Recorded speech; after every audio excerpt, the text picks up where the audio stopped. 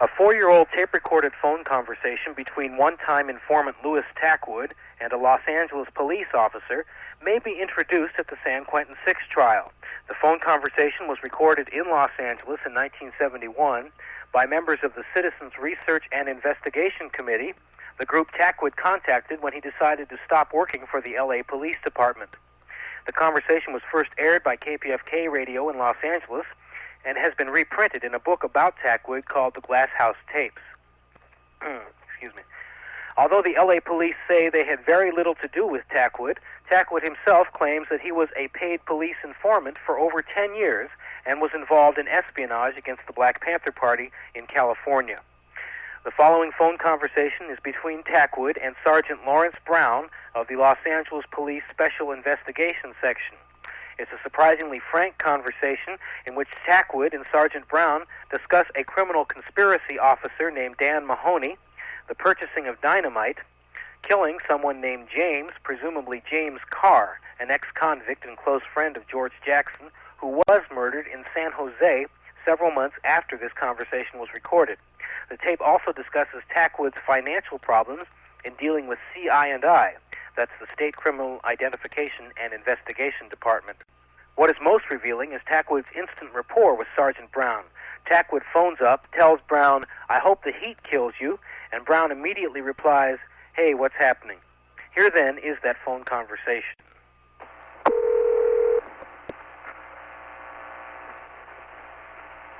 Good afternoon, Special Investigation Section Sergeant Brown. May I help you? Yeah, I hope the heat kill you. Hey, what's happening? What it is, buddy? What's happening? Oh, nothing much. I just, I'm times. I ain't been able to get a hold of nobody. I'm going to tell you every now and then. What you been doing? Well, I've just been sitting here perspiring and sweating, Oh, yeah? waiting to go on my vacation. When your vacation I'm starts? starting Friday. Good Lord. That's why I'm not getting involved in anything. Look out. Hey, I talked to Mahoney yesterday.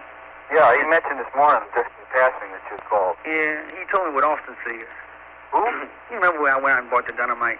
Oh, yeah. And they What did he say? He told me, say, "Hey, man, you got a man in the force named Tackwood working for you." Is that right? Yeah, that sure is kind of hurt me. They should have busted him when I got the dynamite. Yeah. And then I'm going to tell you, when went up to see Jameson. Oh, yeah? You know something, though, man? They should have killed him, though.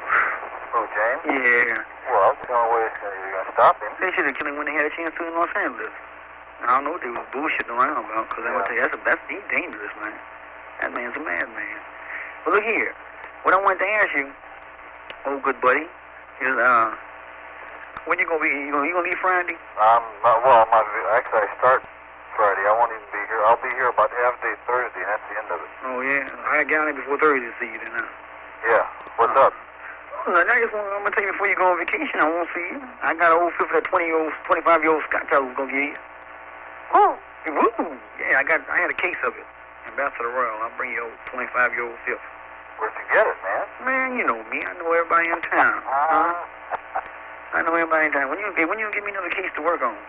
Well, hey, you're out there, man. Give us one to work on. Well, you know, I'm going to tell you, hey, how can I ask you one thing? Sure. And I got good reason to be kind of mad about not working right now. How bad did CI fuck over me on the Angela Davis thing up north? Twice, man, twice on the Monday. Is that right? You know, the first time I went up there, you remember, to get down there, they fucked over me, right? Yeah. On the Monday. Then I come back down here, I cried to come back, remember? Yeah. And then I came back, and when Oh, yeah, well, that's the deal. You see, I don't like that shit. Because of what you were doing, I had to let those people upstairs know about it. I don't believe in bringing in another agency. Yeah. You know that. Fuck them. I don't talk to anybody else. Yeah, well, that was bad. Then they all get together talking about, no, they ain't gonna fuck over you. Call me. They ain't gonna fuck over you no more. We'll give you the money when you go. Yeah. I go back up there and what happened? Same thing. I'm gonna tell you. Got all kind of good information. Yeah, but you remember when you dealt with me directly, you didn't get fucked over. Yeah, I ain't never blamed you for it either. Yeah. I ain't never blamed you for it. Hey, look here. So I come in tomorrow. Tomorrow, in the morning. Okay. And I bring a 24-year-old. Hey, connect me with the old goon upstairs? Yeah, the madman upstairs. Okay, hold on. Okay. That's where the tape ends. This morning, I dialed the same number Tackwood dialed, and I also got the Special Investigation Section of the LAPD. Sergeant Richards told me that today is Sergeant Brown's day off, and he wasn't sure when Brown would be in again. When I mentioned Tackwood's recent testimony at the San Quentin 6 trial, Richards told me that his men were being harassed out of their minds about the 6 case, and he referred me to the police press relations officer. The recording between Tackwood and Brown really doesn't prove all of Tackwood's allegations, but it does show that Tackwood had close affiliation with at least one police intelligence unit. The tape recording may in fact be introduced as an exhibit at the San Quentin 6 trial for that purpose.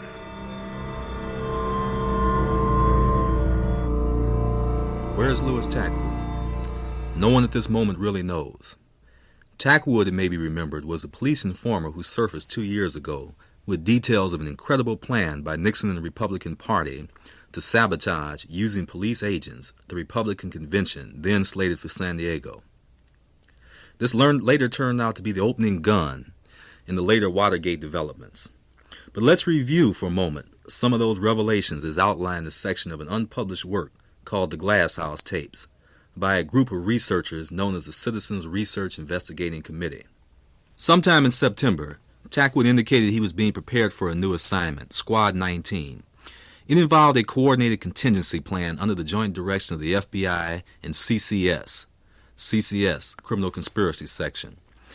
A steering committee had been set up, he said, with Edward Birch of the FBI and Sergeant Daniel Mahoney of CCS as liaison officers in planning and coordination.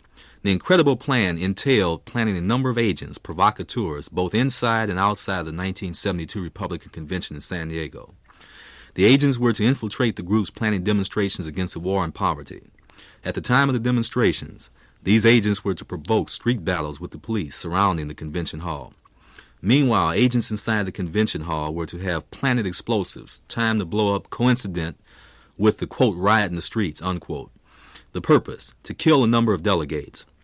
The results, of course, would be to create a nationwide hysteria that would then provide President Richard M. Nixon with the popular support necessary to declare a state of national emergency. He could then arrest all militants and left-wing revolutionaries and cancel the 1972 election. Citizens Research Investigating Committee researchers by the name of Dugan and Katz, then working on the story, were stunned when they heard it.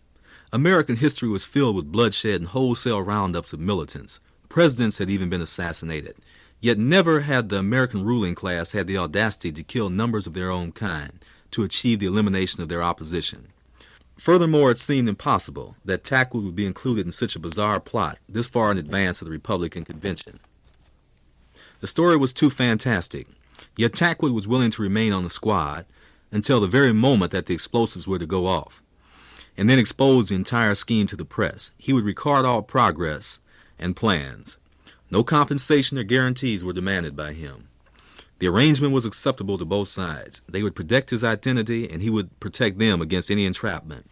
No citizen could afford to ignore the opportunity to view the working of the secret political police of the country from such a vantage point and expose them. On September 15th, Tackwood called and said, quote, "I got the plans for San Diego. I'll bring them to your place at 6 o'clock tonight," unquote. Dugan put the phone down. He could not believe what he had heard. All the trust so carefully developed over the months suddenly evaporated. This was clearly an entrapment. No one in his right mind would use what must be a tap phone and announce possession of the plans to blow up the Republican convention and his intentions of delivering them. He had to see Joan and Dan at once to swear out an affidavit declaring his suspicions that the Criminal Conspiracy Section, through their agent Louis Tackwood, was getting ready to bust him on a charge of receiving stolen documents or worse. The affidavit was drawn up at the Bar Sinister office, a legal collective here in Los Angeles, within an hour of the phone call. Dugan then contacted a friend to set up a stakeout of the meeting place. He intended to meet Tackwood outside the house to avoid any search and destroy mission by CCS agents. Marilyn was out of town. It was just as well to have her on the outside where she could do some good. Tackwood failed to show. He had disappeared. Dugan sure is jumpy, Tackwood thought as he hung up the phone. I wonder what that white boy is up to. Maybe I shouldn't give him those papers on San Diego yet. He may be trying to set me up for something. You can never tell with those SDS people. But after 3 months, he no more trusted Dugan and Katz than he did the vultures at the Criminal Conspiracy Section. They all operated on ideologies, right or left. They all had a purpose, and you could never tell what they would do to achieve it. He lit a cigarette, took a beer out of the refrigerator, and sat down to think about how he could best, quote, cover his ass, unquote. If he gave Dugan the San Diego papers, his usefulness to him might be over. If he didn't, well, he didn't know what to expect, Dugan knowing all that karate. That was an excerpt from the unpublished work The Glass House Tapes, put together by a group of researchers known as the Citizens Research Investigating Committee on the exploits and revelations of Louis Tackwood regarding the bombing and sabotage of the Republican Convention. What about the 1972 National Republican Convention in San Diego and the conspiracy and the plot? This is, I'm going to tell you, this was, one of the main projects they had. This right now is under investigation. We have, our people and other people investigating it, and when all the facts are brought out, then we'll bring the whole thing out into the open. I think Mr. Gukas did state that I heard someone supposedly kicking it around, you know what I mean? But anytime officers are kicking around even that type of idea, you know what I mean, it is dangerous. What I'm saying is it is a fact, but the way it was presented in the press, they only were kicking it around like, hey, we might was thinking about that. But like I said, anytime you got, prominent police officers kicking around killing, the killing of politicians, I'm going to tell you, then they're going beyond their duties. Then are you charging that the police were plotting to disrupt the convention and Yes, I blame am. it on liberals? Yes, I am. Mr. Tackwood, regarding that, were you attached to the lie detector at the time that Mr. Gugas questioned you about the 1972 convention incident? I went through so many tests with Mr. Gugas, I don't Do you know. recall that specifically? We went through like 3 or 4 hours of this, and what I'm saying is you have to ask Mr. Gugas. I don't have a copy of the complete Do you test. recall being questioned by Mr. Gugas with the polygraph about the 1972 convention incident? I recall somewhat of that. I mean, there was so many questions. Like I said, Mr. Gugas took me to 2 days of it. Yes, I understand. So that. what I'm saying is, I don't know if he's made that report public or whatever. No, I'm asking you, not Mr. I don't Gugas. recall. I mean, like I said, Are you saying you don't know whether you were polygraphed with I that don't- series of questions or not? I'm gonna tell you, you have to be involved in it first of all to know the test. I don't know. I'm asking you, do you remember? No, I know it's on tape. Do you know what you told Mr. Gugas? Yes, I What told did him. you tell I Mr. told him that I told him the officers' names involved in it. I told him the agencies involved in it. We went through the whole detail of almost the thing. How did you describe the character of the conversation that you overheard? No. It was being planned, and that it was What was being planned? the San Diego thing was being planned, and they were waiting for approval. Some other person's approval of the plan. Approval of what plan? The San Diego, the bombings at San Diego. What bombings? Uh, In other words, uh, what was the incident specifically? Oh, the incident was, I'm gonna tell you, they were supposed to create a bombing at the same time to create demonstrations, like police aggravation of the demonstrators outside that would create riots and a few other things, plus the killing of politicians. Now, this was the basis of the plan. What was the character of that conversation that you overheard? Was it in jest, or was it serious? No, or they were what was serious. it? No, it wasn't. Nobody was joking. Did you tell Mr. Gugas that under a lie detector examination? Like I said, I'm gonna tell you, he took part of it on tape, part of it on the machine. It was a combination of many things. I don't know how Mr. Gugas determined, because I'm not a polygraph or anything. I don't know how he determined certain facts, but these facts did come up. Regarding the San Diego convention, you said that the police were waiting for approval. Approval from whom? This I don't know. Chief Davis, and some other important, individuals were meeting somewhere down in San Bernardino or San Diego or someplace for the purpose, I'm going to tell you, it was a twofold purpose. I was told this, I'm going on hearsay. I was told that it was a twofold purpose. One, to coordinate and bring about the finalization of the plan, so it could be and the second thing was so it could be presented to the district attorney, the chief police meeting that was supposed to be held out here sometime. I don't know if it's been held or not. Who were the officers involved who told you about this bombing plot? All of us from KPFK News, can we turn it down? We got your feedback. Well, I'm going to tell you, the officers to my knowledge, sir, I'm going to tell you, Ed Birch of the Squad 19, I'm going to tell you, Lieutenant Gill of the CCS, I think Dan Mahoney was matter of fact, I don't think I know for a fact, Dan Mahoney and Bob Sherritt, I don't know who from intelligence. I have to tell you, it was somebody out of commissioner's office. I just met once. They've been having meetings up there, for quite a few days. Do you doubt your own information because you prefaced your remark by saying that this is just hearsay? No, I'm saying hearsay on that one conversation. Who was at the meeting, sir, and why was the meeting being held? Too fantastic to be believed? Maybe so, maybe not. In October 1971, the Free Press reported that in the spring of 1970, William Howard, a Washington, D.C. based reporter for the conservative Newhouse newspaper chain, published a story about a contingency plan to cancel the 1972 elections, which he claimed he learned from the wife of a Rand Corporation executive.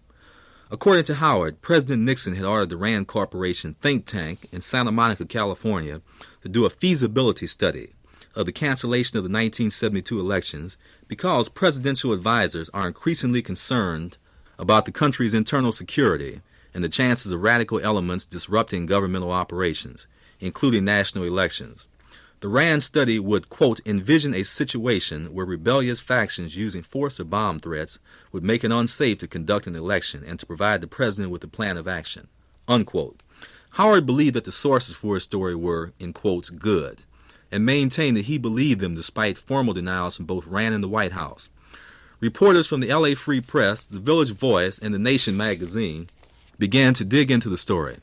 The Wall Street Journal of April 24, 1970, commented, quote, Nixon men find the rumor hard to spike that the Rand Corporation think tank is studying the idea of canceling the 1972 elections if radicals threaten to disrupt it, unquote. And although the Rand Corporation sent the Free Press then and others a letter denying the rumor, Free Press was not able to discover any documentary proof of the allegation. Persons at the Rand Corporation privately told Free Press reporters that we had done a good job and right thing in publishing the story. Last year, while commenting on the implications of the story about the Rand feasibility study, the Free Press said that the 1968 elections were held, quote, only after a series of political assassinations, including a former president, a leading presidential contender, and several prominent black oppositional leaders. They were held after the police riots and political chicanery of the Chicago Democratic Convention, the emergence of the CIA as a molder of American foreign policy, and the whitewash of the Warren Commission, which even ex-President LBJ now admits did not tell everything to be known about the Kennedy assassination. The 1968 elections were held, in other words, under conditions which suggested that the mere 200-year history of American democracy was coming to an end. At the same press conference mentioned before, Louis Tackwood made the same point, quoting him, "You think Nixon can't cancel the elections in 1972? Do you really believe that elections are inevitable just because they've happened less than 50 times in American history? Read the headlines in your friendly conservative newspaper and see the monstrous and ruthless mode of operation of the man in the White House. Do you think he is beyond canceling the elections for the sake of instituting a dictatorship and blame it on the radicals, just as Hitler set the Reichstag fire and blamed the communists, wrongly as we now know? If there is any trace of this belief in you, dear reader, history is sure to judge you the fool." Earl Ofari, KPFK.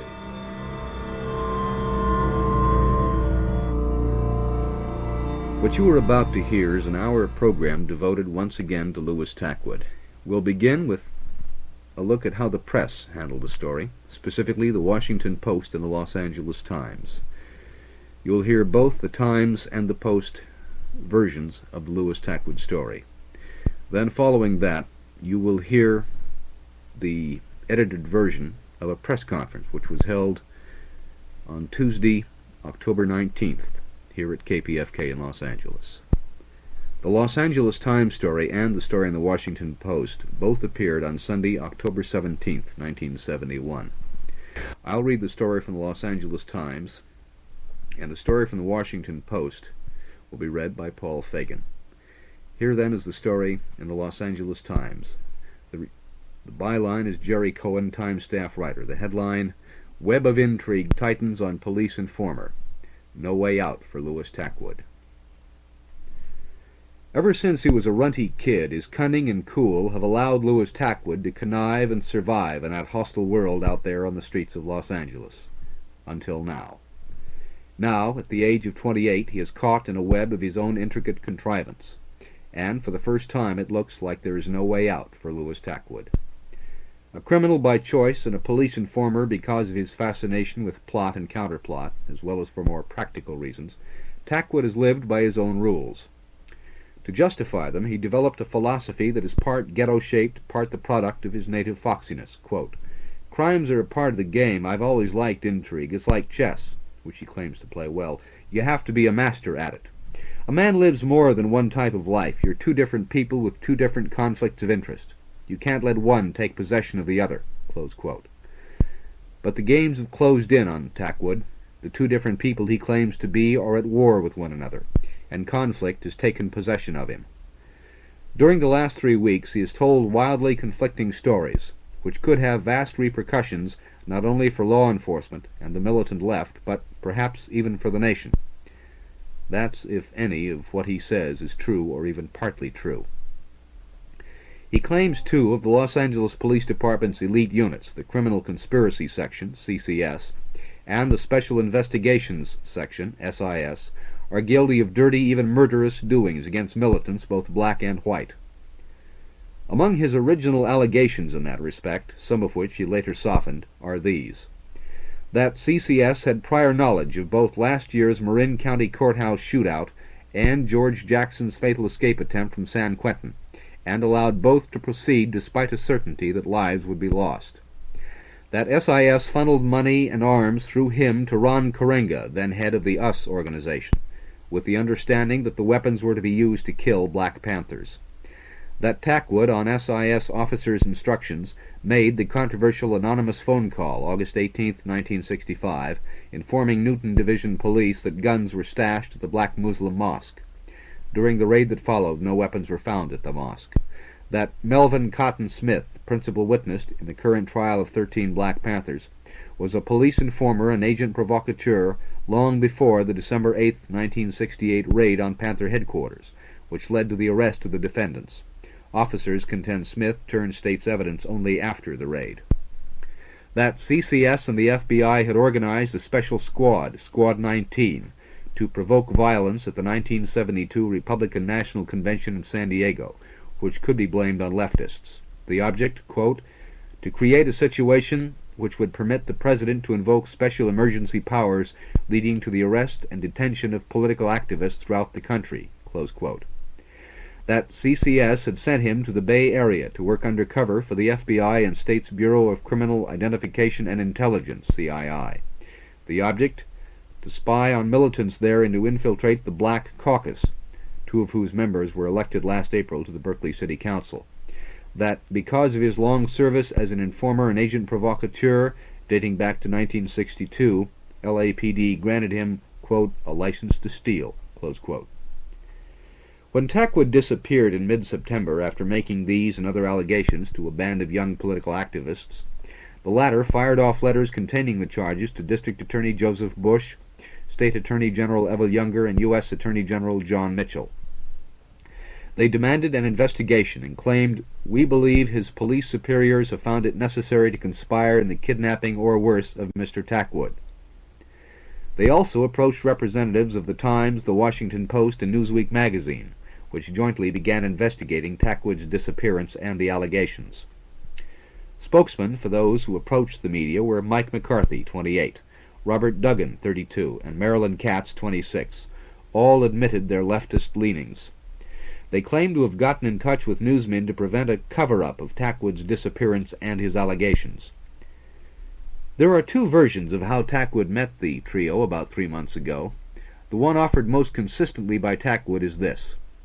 He went to the Los Angeles Free Press, where McCarthy then was a staff writer looking for work. When McCarthy learned he was an informer, he put him in touch with Duggan and Miss Katz, whom he knew to be writing a book about police informers. Tackwood contends by this account that he did not know the political persuasion of his new friends at that time. The other version is that he learned through the grapevine of McCarthy, who served 7 years in California prisons, where he earned a reputation as a political activist. By this account, Tackwood was disenchanted with his work for the police and was looking for someone who would be interested in what he knew about police intelligence operations. Duggan, McCarthy, and Miss Katz taped more than 8 hours of interviews with Tackwood detailing his allegations. During this collaboration, he established his credibility as an informer by, among other things, producing information he claimed to have obtained from secret CCS files on the 8th floor of Parker Center Police Headquarters. He said then, and continues to insist even today, that he was such a trusted informer like one of the family, that he had easy access to CCS confidential information. He even obtained, he would later tell newsmen, CCS files on Duggan, Miss Katz, and their associates, plus names of informers and CCS officers spying on them. Once he claimed he called from a telephone from inside CCS headquarters itself to warn Duggan and Miss Katz their Venice apartment was the subject of a stakeout, and agents were going to arrest Duggan, who was planning to drive to the airport for a trip out of town. Meanwhile, Tackwood was acting as a double agent, feeding police worrisome information about Duggan and Miss Katz. Much of it, he claims, amounted to phony advisories suggested by the pair to ensnarl the police in a conspiracy. He said CCS officers sometime in September put a phone in the rented home where he was living with his young wife Gwen and her mother, then told him to sign an authorization for a tap. Tackwood claims he believed the authorization covered only a device they gave him to record his conversations with Duggan. He said he avoided the phone and talked over it with Duggan only once, about the so-called San Diego plan. Upon discovering in mid-September that the telephone had an extension which rang in Newton Division Police Station, he said he became frightened, and he and his wife disappeared, moving in with friends on Avalon Boulevard. He also would say that he hid out because he had come to fear Duggan, a karate expert, and Miss Katz. Having been approached by the young leftist toward the end of Tackwood's 3-week disappearance, newsmen independently turned up a string of confirmations of what he had related on tape. While unable to corroborate his more inflammatory allegations, they found he indeed had met with certain persons at certain places on the approximate dates he had given. Among other claims, newsmen confirmed that he was indeed a long-time police informer, if not necessarily an informer on militant matters and an agent provocateur. In a 1966 report, a probation officer wrote, "Los Angeles Police Department officers report that this defendant in the past worked for them as a reliable informant, and had been extremely helpful to them in recovering stolen cars and the apprehension of a number of car thieves." Court documents also showed he had done suspiciously little hard time, despite a long record of arrest and conviction, mostly for auto theft. In addition, when sentenced to prison, he conveniently, for him, was shipped to rehabilitation centers for treatment on the grounds he was dangerously close to narcotics addiction. Tackwood maintains he experimented with drugs 3 years ago, the first and only time. Other points of confirmation developed include the 2 black Berkeley City councilmen corroborated his claim that he had worked in their campaign. Surprisingly, they added, he had admitted to them he was working as an undercover operator for CII. A motel manager remembers him being registered with 2 white men, CII agents, Tackwood claims, about the time of the election campaign in Berkeley, and at the time he claims he was spying on militants up north. As recently as April 1970, Tackwood was considered reliable enough for the district attorney's office to use him as a witness at a trial. His testimony, the prosecutor concedes, contributed, as Tackwood claims, to putting the defendant on death row. Newsmen discovered that the tapped telephone he had spoken of did indeed have an extension into the Newton Division Police Station. Then, 2 weeks ago, the missing Louis Tackwood surfaced. He got into a fight, and when his foe and associates vowed to kill him, he ran for protection where he knew he could get it, to Police Sergeant Larry Brown, whom he had dealt with frequently in the past. Brown knew that the district attorney's office was looking into the Duggan Katz McCarthy allegations, and turned Tackwood over to DA investigators. He denied the charges attributed to him by the young leftist. He even denied making the tapes for them. He said Duggan and Miss Katz were associates of the most violent sort of activists, and, quote, "Like I told CCS first, these are dangerous type people." He said he had never met Karenga and had not become acquainted with Cotton Smith until after the recent raid on Panther headquarters. Later that day, Double Agent Tackwood, true to form, contacted the young leftists and told them he had been pressured by police and DA investigators to make the denials. He also told them his disappearance had actually been a police seizure, and that he had spent the prior 3 weeks in various jails. Next day, when newsmen interviewed him, Tackwood flip-flopped again. He told reporters he had not been in jail during his 3-week absence, but had been hiding out voluntarily. He said he was afraid of both the police and the young leftists, the former because they might jail him on an old charge, the latter because they might do him bodily harm. But he stuck to the substance of the allegations he had made to the Duggan-Katz-McCarthy faction about the CCS and SIS. Hoping to obtain some sort of independent evaluation of Tackwood's credibility, for guidance if nothing more, the Times, the Post, and Newsweek employed a polygraph operator when Tackwood volunteered to take a lie test. Tackwood was placed in the hands of one of the most highly regarded lie detection experts in the world, Chris Gugas, past president and current board chairman of the American Polygraph Association. The young radicals learned from Tackwood of the planned test and, he claims, tried to dissuade him from taking it. But last Wednesday he submitted to the examination by Gugas after attorney Dan Lund, claiming to represent him legally, approved the questions that he would allow Tackwood to answer. During questioning that is routine before a subject is put on the lie box, Tackwood greatly diluted the thrust of his allegations. In fact, he turned the question of the San Diego plan around under questioning by Gugas and made the young radicals appear to be the plotters, not the police. Tackwood denied he had ever told the leftists he had planned to give them documented proof of it, although they claimed he had promised to deliver such documents on the very day he disappeared. He told Gugas he had heard CCS officers kicking around such a scheme, then say they would never get approval to carry it out. When Tackwood reported this to Duggan and Miss Katz, he said, they immediately seized on it as a good idea.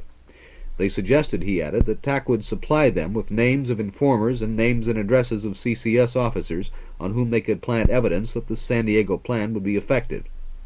Then he said the Duggan-Katz proposal was that leftists would commit violent acts during the convention which could be blamed on CCS agents. He also softened his allegations about being the SIS-Ron Karenga go-between. He said he had supplied Karenga with police money, not guns, that he had told Karenga that us should take means necessary to stop the spread of Black Pantherism, not to kill specific Panthers. Additionally, he said, he did not even know Cotton Smith before the raid on Panther headquarters, but had been told by an officer that Smith had been a police informer since 1967 and had helped plan and set up the raid. He stuck by his story during pre-testing by Gugas about supplying Karenga with money and about his involvement on the raid in the Muslim mosque. But on the advice of Lund, he said he would not answer questions on the lie box about either, lest he be liable to conspiracy charges. For the same reason, he declined to answer, while being polygraphed, questions related to his contention that he had passed CCS secrets to Duggan and Katz. These are crucial questions, of course, and if he had permitted them while in the box, they could have established he was lying about Karenga and the mosque. But Tackwood successfully answered other questions which Gugas described as critical in determining a subject's truthfulness while being polygraphed.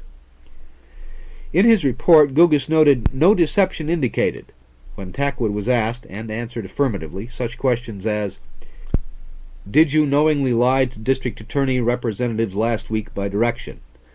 Were you told by an LAPD officer that Cotton Smith was a police informer in the Panthers before the raid on Panthers headquarters? Did the police prevent your prosecution in criminal activities committed by you in return for your help as an informer?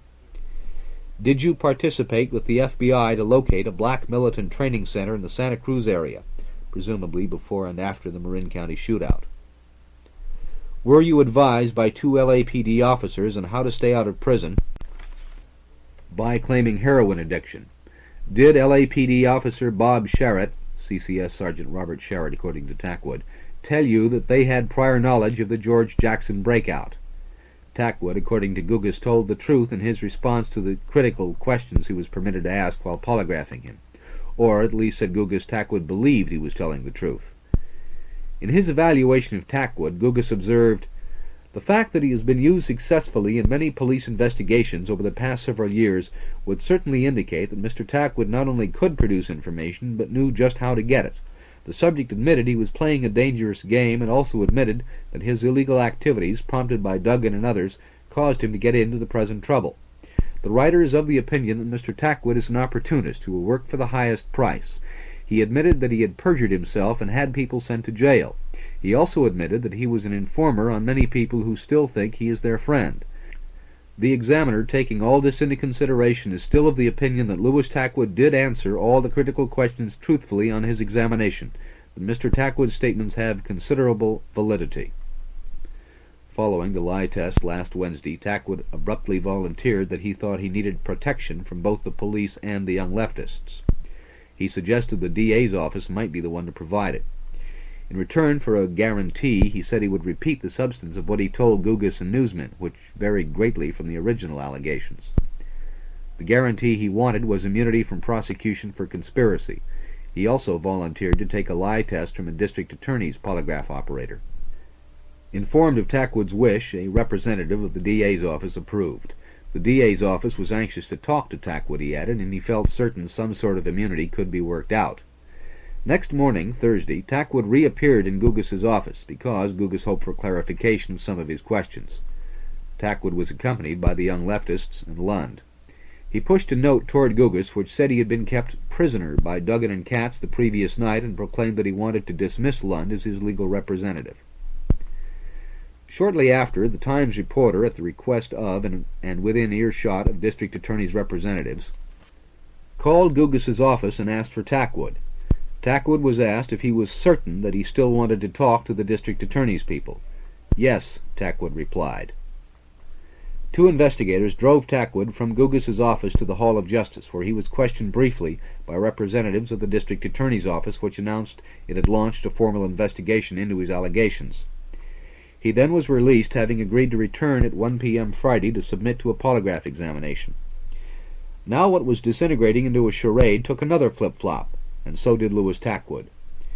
Instead of keeping his 1 p.m. appointment, Tackwood returned to the bosom of the Duggan-Katz faction, which proclaimed at a news conference at an FM radio station the next day that DA's investigators had kidnapped him from Gugas's office. Star performer at the news conference was none other than the mercurial Louis Tackwood, who repeated his original allegations. A DA spokesman then announced his office was abandoning its investigation of the informer's charges, releasing this statement: "There will be no further investigation because of a lack of credibility and good faith on the part of Tackwood in refusing to take the lie test." Police Chief Edward M. Davis, who had refused to permit CCS and SIS officers named by Tackwood to be questioned by the press because an investigation is in progress, also released a statement. It said, "A Bolshevik has been working for 2 weeks to plant a false story involving the President of the United States and the LAPD. I think such a story would appear in Pravda, but I am surprised to hear that Los Angeles reporters are listening to the story." And there the matter rests. Or does it? The story, under the byline of Los Angeles Times reporter Jerry Cohen, appearing in the LA Times for Sunday, October 17, 1971. That same date, another story appeared in the Washington Post. The byline is Leroy Aarons. The reader is Paul Fagan. This is an article regarding Louis Tackwood from the Washington Post dated Sunday, October 17, 1971. It was written by Leroy F. Aarons, a staff writer for the Post, and the title is Master of Conspiracy Tells Police of Intrigue. The dateline is Los Angeles, October 16th. Louis Tackwood has always been fascinated by intrigue. He read Machiavelli's The Prince 9 times, and in various prison libraries managed to get through The Rise and Fall of the Third Reich 4 times. In his younger days, he was a chief war strategist for the Los Angeles street gang called the Huns. He loves to play chess. This week, Louis Elbert Tackwood, 28, street hustler, auto thief, and dope smuggler, pulled his master stroke.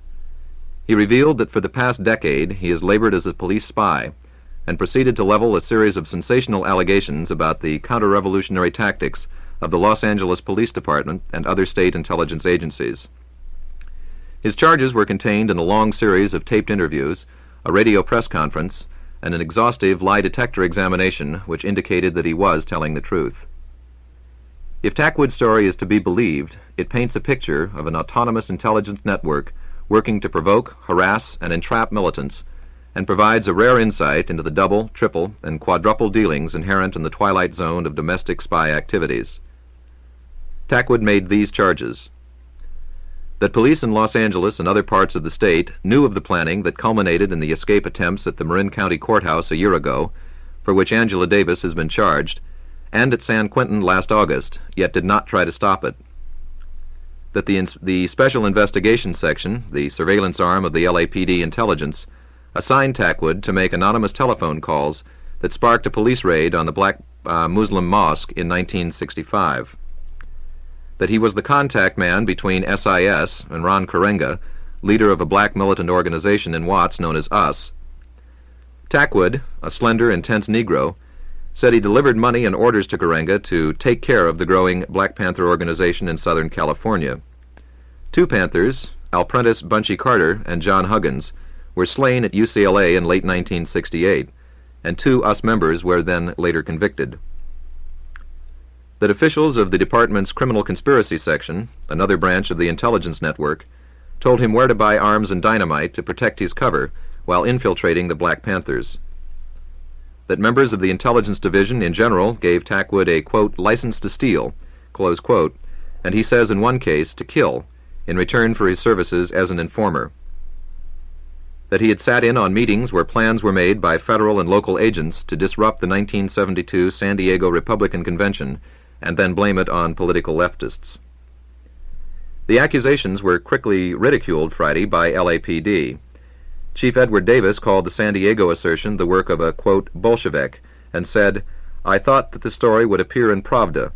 I'm surprised to hear that Los Angeles reporters are listening to it," close quote. Police officials would say nothing else. Attempts to speak with officers of SIS and CCS were rebuffed. Without police comment, some of Tackwood's accusations were clearly uncorroborated. Moreover, the experience of 10 days of interviewing Tackwood, on and off, makes it clear that he is capable of distortion and lying. But there are indicators that lend credence to his story. Chris Gugas, a polygraph expert, found after 2 days of testing that while Tackwood was, quote, an opportunist who will work for the highest price, he did answer all of the critical questions truthfully on his examination, close quote. Tackwood was asked 13 questions, including, quote, did the police prevent your prosecution in criminal activities in return for your help as an informer? And did LAPD officer Bob Sherritt tell you that they had prior knowledge of the George Jackson breakout at San Quentin, close quote. He answered yes to both. Gugas said he took Tackwood's story because minute details to pin him down and make sure he was not lying, and concluded, quote, the examiner is convinced that Tackwood's statements have considerable validity, close quote. Secondly, an exhaustive research over the last 3 weeks by this reporter and 2 others confirmed that without question Tackwood was a police informer, acknowledged by police, and had been in many of the places and at the times he said he had been there. Why Tackwood chose to make his story public is another study in intrigue. Several months ago, he approached a reporter for the Los Angeles Free Press, an underground weekly, in search of a job, so he says. The reporter, Michael McCarthy, put him in touch with a leftist collective in Venice, whose members say they were preparing a book on police intelligence activities. Over 3 months, Tackwood taped in extensive detail the saga of his life as a spy. Somehow, the LAPD got wind of Tackwood's activities. At the same time, the leftists, primarily Marilyn Katz, 26, a Students for Democratic Society expatriate from Chicago, and Robert Duggan, a former member of RYM2, a spin-off from SDS, sought information from police files on informants and militants, which Tackwood said he had provided. They also asked him, he said, to plant phony clues of militant activities. Faced with having to give different stories on all sides, Tackwood finally disappeared when he found that the police had planted an extension to his telephone at a precinct near his house. The Venice radicals, fearful that they would be blamed for his disappearance, called in 3 reporters and told them the Tackwood story, sharing the tapes. They also sent letters to the local district attorney, the state attorney general, and the U.S. attorney general, alleging that Tackwood had been kidnapped by law enforcement authorities. A week later, Tackwood turned up mysteriously at the district attorney's office, with conflicting tales about where he had been. In the presence of police and attorneys, he denied everything in the tapes, including the fact that he had ever made any tapes. Once free, Tackwood told reporters that he had been pressured to deny everything by his former friends in the intelligence branches.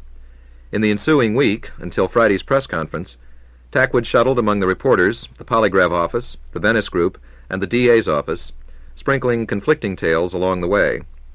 Quote, I've always liked intrigue, he confessed at one point. It's like a chess game. You have to be a master at it.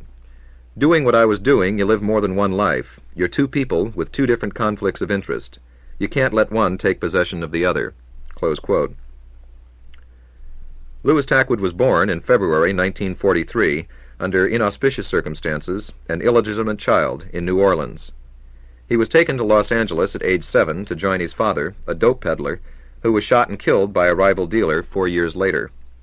Here, he soon became bored with school. He says it was too slow for me, quit in the 10th grade and took to the streets, and says it was more interesting planning crimes. By 15, Tackwood was committing burglaries. At 16, he was briefly committed to a state mental hospital, where psychiatrists said of him, quote, "Schizophrenic reaction, lack of empathy for others, occasional loose and idiosyncratic associations, some paranoid tendencies, and aggressive acting-out behavior." Close quote. In 1962, he was arrested for auto theft, but he says an officer named E.C. Williams offered him immunity if he would help apprehend other car thieves. Thus began his new career. As reflected in probation and court records and an FBI rap sheet, Tackwood was arrested at least a dozen times in the next 9 years, but spent very little time in jail. Most times his cases were dismissed or marked no disposition, occasionally with the notation that, quote, "defendant worked as a reliable informant," close quote. Quoting Tackwood, he says, "I had a free hand to do what I wanted. Anything I did was okay. Like saying go out and commit all the crimes you want to, and if you get busted, they'll pull you out." Close quote. In early 1970, Tackwood said, he killed a man who was getting wise to his informing activities. He fled to New Orleans, assured by his police friends, he says, that no action would be taken. Earlier, he said, he testified falsely at police urging to convict some friends who had plotted a truck hijacking. Sometime later, he said, he again falsely testified to help send one of the same friends to a death sentence in a murder case. Authorities confirmed that Tackwood had testified in both cases, but denied that he had been told to perjure himself. Around the summer of 1965, Tackwood first became involved in political surveillance, working for Sergeants Edward Watkins and Lawrence Brown of SIS. All names used by Tackwood were confirmed to be officers in the specified departments. In fact, he provided reporters with correct phone numbers directly into SIS and CCS, as well as a taped telephone conversation with Brown. Just after the Watts riot, Tackwood said, the police department came to the conclusion that the black Muslims were, quote, "getting too big, too powerful," close quote. He was instructed to make a phone call to the police precinct saying that there were guns going in and out of the Muslim mosque. Tackwood said he did so, and immediately, quote, "all kinds of police came in and shot the place up," close quote. Around 1966, he recalled, he began working with Ron Karenga at a time when the Black Panthers were beginning to gain strength in Los Angeles. On orders of SIS, Tackwood said, he frequently brought money to Karenga and told him to off or kill the Panthers. A main target, he said, was Elmore Geronimo Pratt, the Panthers' Southern chairman. Pratt, however, was never killed. Quote, "At one time, a police officer told me, 'Tell that son of a bitch Karenga he better off Pratt this time, or I'll fix him,'" Tackwood said. The LA Panthers continued to thrive, however, until December 1969, when a massive police raid on their headquarters broke the back of the organization and sent 13 leaders to trial for assault, now going on. Tackwood charges that police had planned the raid long in advance with the collusion of Melvin Cotton Smith, whom he described as the number 3 man in the Southern Panthers. Tackwood said he learned from Sergeant Ronald G. Farwell, a black member of CCS in charge of watching black militant activity, that Smith had been a police spy since 1967. Smith has since turned state's evidence in the Panther 13 trial. It was Farwell, Tackwood said, who recruited him to CCS sometime in 1969, shortly after its formation, with an offer of $100. Police authorities said CCS was an outgrowth of the special unit established to investigate the assassination of Robert F. Kennedy. Farwell also told Tackwood, where he could buy dynamite if he needed to, as a part of his infiltration activities, Tackwood said. The alleged killing of a man in early 1970 and the flight to New Orleans only momentarily interrupted Tackwood's spy career. He soon fell in with a black in New Orleans who ran organized crime activities there. He subsequently called Los Angeles to offer his services as an informer on those activities. Los Angeles sent an assistant district attorney, who was on National Guard duty in the South, to visit Tackwood in New Orleans and set up a procedure whereby Tackwood reported to the Special Investigations Division of the Los Angeles District Attorney.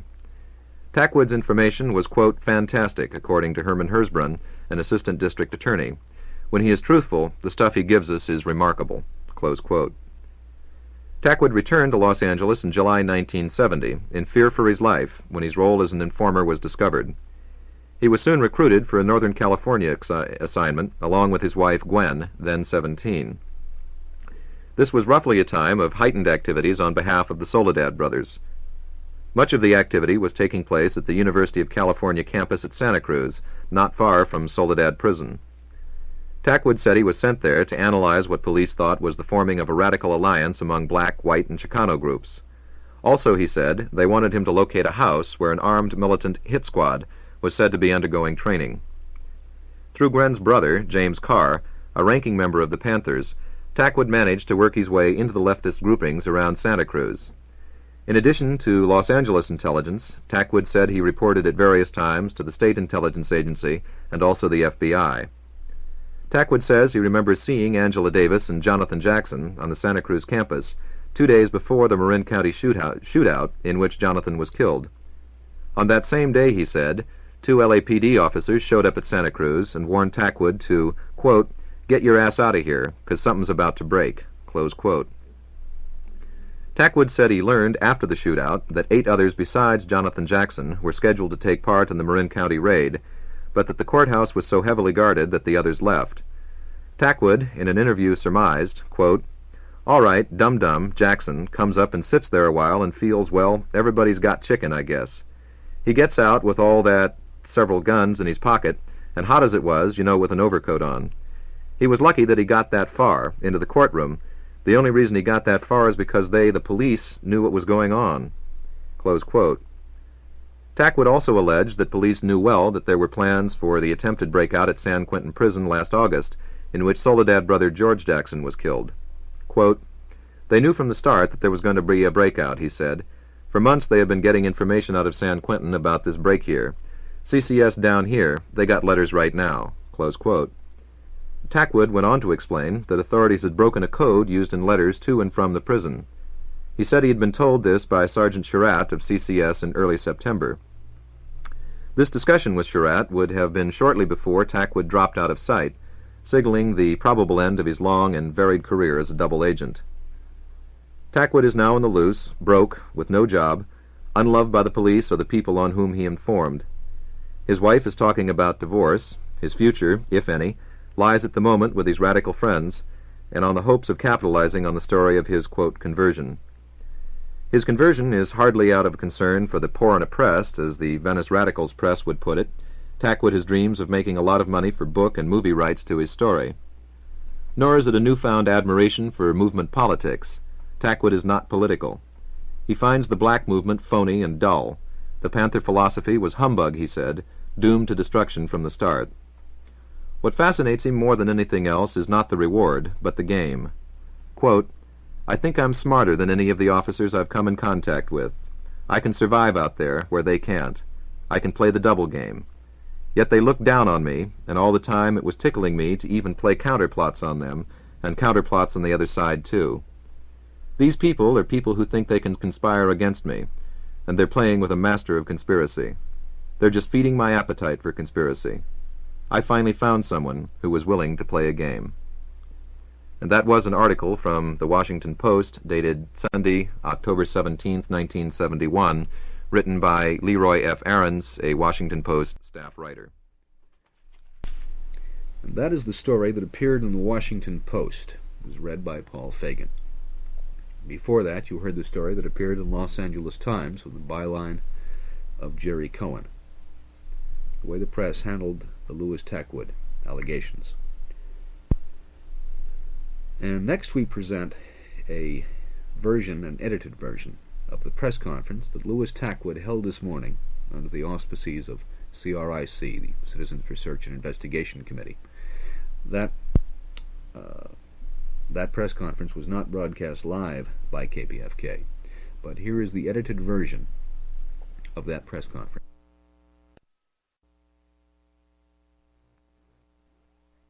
I personally called this press conference because I felt that the story hasn't been told quite like it really happened, you know. I mean, I've read several news articles in several papers.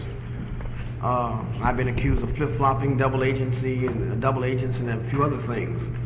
I'm not going to make a long statement. I'm going to tell you, I'm going to leave it open to the press to ask me any questions they want to ask me related to the stories that have been printed. I feel that I'm going to tell you that I have not been treated fairly, like I said, by certain, you know, by a certain newspaper. I'm going to tell you, in their presence this morning. And I'd like to clear up all that too. And he's here, he can ask me questions too. Thank you. I'm sorry, like I said, I feel I was compromised, you know. I went along with it for some reason, I'm going to tell you, like, out of really fear, mostly. But like I'm going to tell you, and I will admit, you know, I mean, I'm used to playing the games on both sides of the table. And I can see when, you know, something's to my advantage and something's not. It was to my advantage, I'm going to tell you, to go along with certain, you know, certain allegations, certain things, to gain my release, matter of fact, from the district attorney's office. It's been stated that 2 members of the CIA SID came got me. When we counted, I'm going to tell you, about almost 11 of them. You know, they had the whole building just isolated. We couldn't have got out of nowhere else, you know.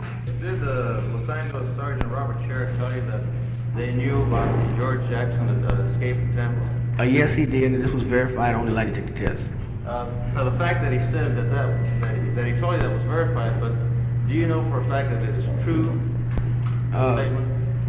Well, I don't feel Mr. Robert Sergeant Sherrick would have lied to me for no specific reason. I'm going to tell you, me and him we had confidence going, you know, between us then. His precise statement was, yes, we've had information coming out of there for months. You know, we broke the code, and we knew precisely what was going on. This was the day after George Jackson was dead. Did you ask them why they hadn't taken any steps to prevent it? I had gotten used to not asking why they, you know, were involved in conspiracies. What about the 1972 National Republican Convention in San Diego and the conspiracy compliance? This is, I'm going to tell you, this was, you know, one of the main projects they had. This right now is under investigation. We have, you know, our people and other people investigating it, and when all the facts are brought out, then we'll bring the whole thing out into the open. I think Mr. Gukas did state that I heard someone supposedly kicking it around, you know what I mean? But anytime officers are kicking around even that type of idea, you know what I mean, it is dangerous. You know, what I'm saying is, it is a fact, but the way it was presented in the press, they only were kicking it around like, you know, hey, Mike was thinking about that. But like I said, anytime you got, you know, prominent police officers kicking around killing, you know, the killing of politicians, I'm going to tell you, then they're going to be above and beyond their duties. Then are you charging that the police were plotting to disrupt the convention and yes, I blame am. it on liberals? Yes, I am. Mr. Tackwood, regarding that, were you attached to the lie detector at the time that Mr. Gugas questioned you about the 1972 convention incident? I went through so many tests with Mr. Gugas, I don't know. Do you recall that specifically? We went through like 3 or 4 hours of this, and what I'm saying is, you have to ask Mr. Gugas. I don't have a copy of the complete test. Do you recall being questioned by Mr. Gugas with the polygraph about the 1972 convention incident? I recall somewhat of that. I mean, there was so many questions. Like I said, Mr. Gugas took me to 2 days of it. Yes, I understand. So what I'm saying is, I don't know if he's made that report public or whatever. You know, I'm asking you, not Mr. I don't Gugas. recall. I mean, like I said. Are you saying you don't know whether you were polygraphed with that series of questions or not? I'm going to tell you, you have to be involved in it, first of all, to know the test. I don't know. I'm asking you, do you remember? No, I know it's on tape. Do you know what you told Mr. Gugas? Yes. I told him the officers' names involved in it. I told him the agencies involved in it. We went through the whole detail of almost the thing. How did you describe the character of the conversation that you overheard? No. It was being planned, and that it was. What was being planned? The San Diego thing was being planned, and they were waiting for approval. You know, some other person's approval of the plan. Approval of what plan? The San Diego, the bombings in San Diego. What bombings? What was the incident specifically? Oh, the incident was, I'm going to say, they were supposed to create a bombing at the same time to create demonstrations, you know, like police aggravation of the demonstrators outside that would create riots and a few other things, plus the killing of politicians. Now, this was the basis of the plan. What was the character of that conversation that you overheard? Was it in jest, or was it serious? No, they were serious. No, it wasn't. Nobody was joking. Did you tell Mr. Gugas that under a lie detector examination? Like I said, I'm going to tell you, he took part of it on tape, part of it on the machine. It was a combination of many things. I don't know how Mr. Gugas determined, because I'm not a polygraph or anything. I don't know how he determined certain facts, but these facts did come up.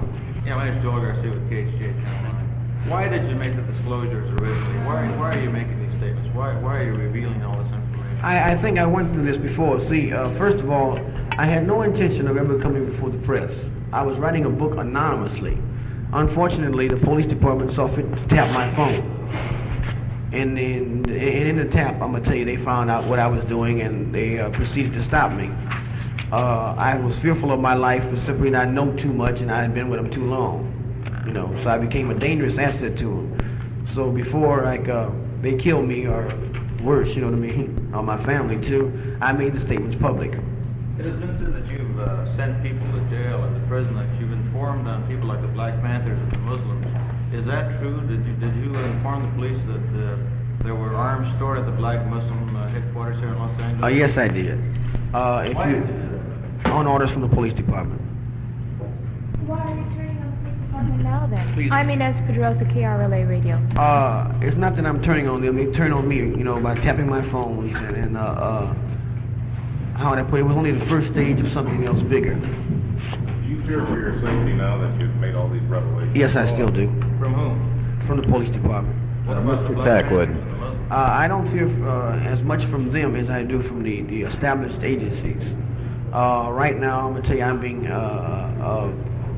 kept by friends, and, I have to constantly move, and, matter of fact, as close as Sunday, someone called where I was at, and made believe there was someone else, trying to talk to me, and they wasn't even supposed to know where I was at. Mr. Tackwood, last Friday, this is Tom Ritt from the Los Angeles News Advocate.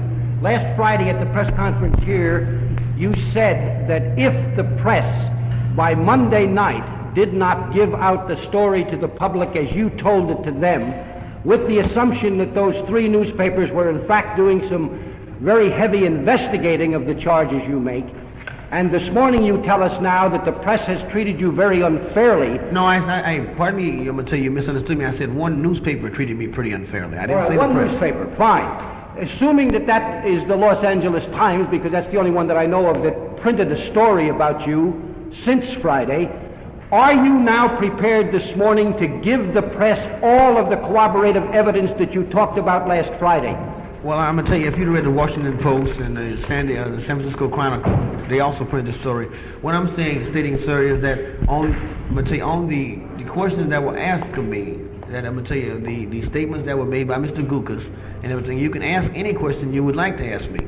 I'm not giving anything. I'm going to tell you, I'm here to answer any pertinent questions that may, come to your mind. Mr. Tackwood, Mark Hoover, KFI. Regarding the San Diego convention, you said that the police were waiting for approval. Approval from whom? This I don't know. What are you going to do next? Are you going to go back to the district attorney? I'm waiting for the district attorney to come to me. I'm going to tell you, what I'm saying about that is this, that I made several calls which we taped, and we could never get in touch with anybody. The district attorney has made certain statements to my lawyer that, he didn't want to talk to me anymore. So therefore, I'm going to tell you, if and when the district attorney's office want me, I'm making one condition now on that. Since I'm going to tell you, it's become an idea where someone's lying. I've been on a lie detector test already for 2 days. I feel that the district attorney's office should ask some of the CCS members and maybe a few other people who were involved in complicity of this, and who I've mentioned, to take the same test I'm supposed to take, since I've taken one already.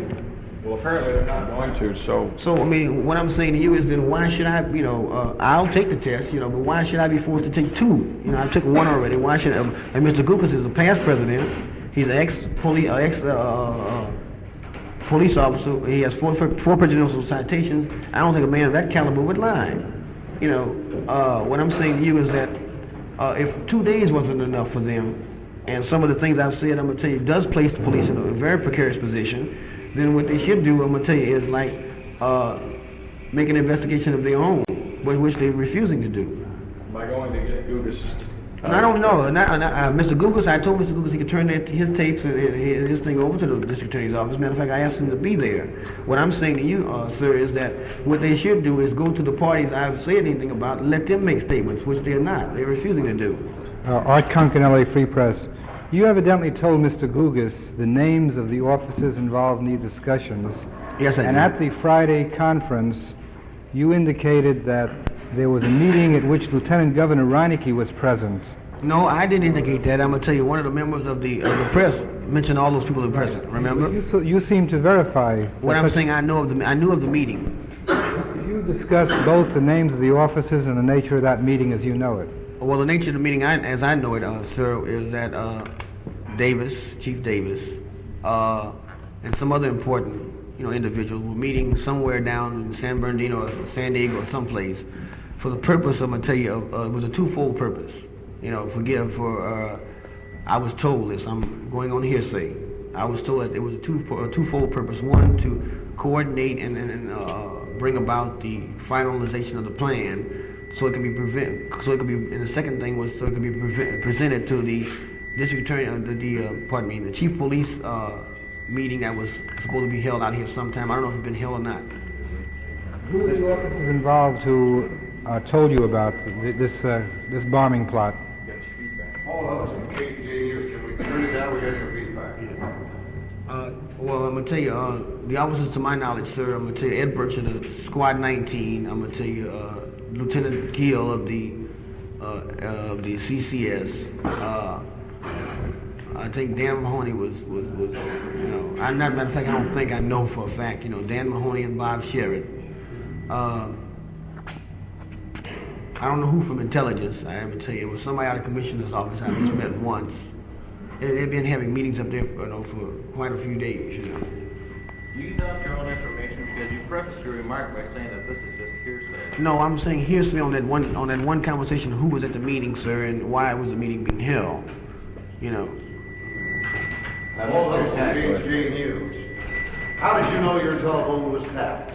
Well, I was moving, see, because of my landlord, who you can check with, stated there was too many white police officers running in and out of his house. We lived in the back of him. So we had to move. So in the moving process, I had the phone that they gave me. I was going to have it transferred. When I got the phone company, they said, yeah, we can transfer it. Then the lady said, wait a minute, would you like your extension that is at 14-something Newton Street, transferred too? He said, because we have to get the mileage rate on that. It's $20-some now. We got to figure out, since you're moving a little further out, how much it's going to be. And this is when I found out that in Newton, the address she gave me is the Los Angeles Police Department Division at Newton Street. Mr. Tackwood. Go ahead, sir. Yes, Carl George, KNXD. Are you telling us now then you were not kidnapped from Mr. Gugas' office? No, what I'm saying is, sir, I'm going to tell you, if 4 SID members walk in, 4 armed SID, let me explain the story on that. Mr. Cohen is here this morning, so let me explain the story on that, okay? We knew, I had made a tape of it early that morning, Mr. Cohen was supposed to show up with 2 security guards from the LA Times. 2 security guards from the LA Times. We knew that Mr. Cohen was, what he was trying to do was take me someplace and put me, and this and that. Okay, we did not know Mr. Cohen would send 4 SID members, well armed, and they came in like Gestapo. They came in just like them. Didn't you state to someone that you wanted to be polygraphed by the district attorney's people? No one ever mentioned a lie detector test by the district attorney's office to me at all. Are you saying that you never stated to anyone that you wished to be polygraphed by the district No, it was no. I'm gonna tell you, I thought Mr. Gugas was the best in the nation. Were you asked by the polygraph? There's 2 more questions. Go ahead. Were you asked under the polygraph whether or not you were carrying money or guns during it? I think so, yes, sir. And it was clear that I was. You were asked that? Yes. Were you asked the question whether or not you called police to trigger the black Muslim raid? Yes, I was. You were asked that question? I think I was. I'm not sure. I think I was. I was asked something like over a period of 2 days. I was asked something like 300 questions. You're not sure then whether you were asked those 2 questions? I think if Mr. Cohen and or one of the Mr. Fleming's here would give you the results of that test. The question, I don't know, sir, what Mr. Gugas based his test on. I said I was asked over 300 questions. Yeah, but you remember being in the booth with it. Well, let me explain something to you, sir. At the same morning, matter of fact, the SID members took me off the lie detector machine then. I was on it then. What I'm saying to you is, sir, that I had been on it and off of it for a period of something like 6-7 hours. Now, he asked me many questions. You know what I mean? For me to go back and say I remember each and every one of them is to be lying to you. Let me ask you, how long have you been a professional police informant? Since 1962. And how big a part is lying as part of an informant's job and part of his weaponry tool? How would you rephrase that? You mean, in other words, like lying to who? To anybody. In other words, you have to make up stories, I would think, as part of the profession. Well, no, I'm gonna tell you. Well, sir, you work factually mostly because, like, you must create. You know, you can say lying, but you must create the atmosphere or the idea that whatever you're carrying through, you must live that part. It's no lying because you can't tell a person you can do something and you can't produce it. In other words, have you ever found the need to lie? Oh yes, I'm gonna tell you. Have we all lie at our own times? You know what I mean? That don't make me a professional liar, though. You're not a professional liar? No, sir.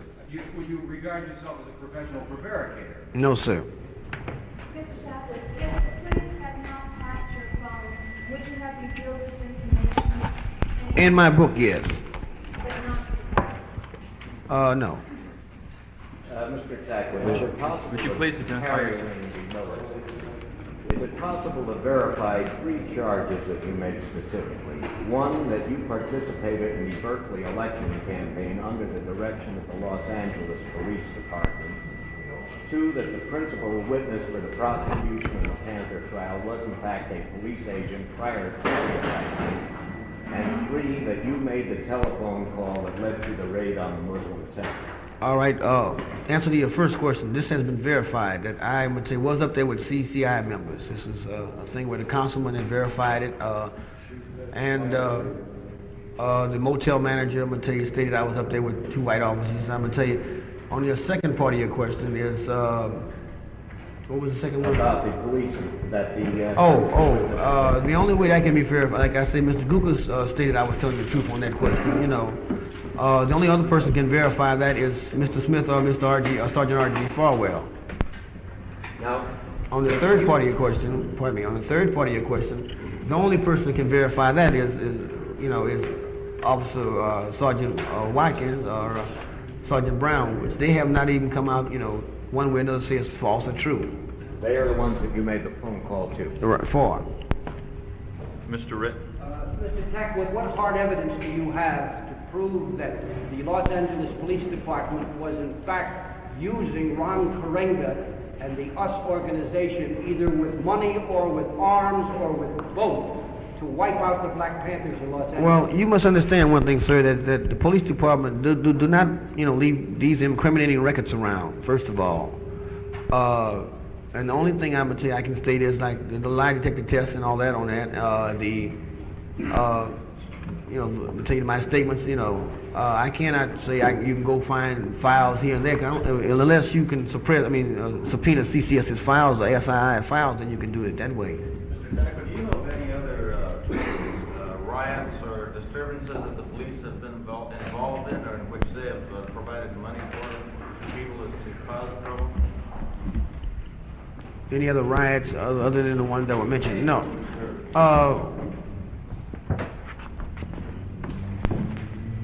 No, I'm gonna tell you, I can't honestly say it. What I've dealt in, I can honestly, say things on. What I haven't dealt in, I wouldn't even surmise about.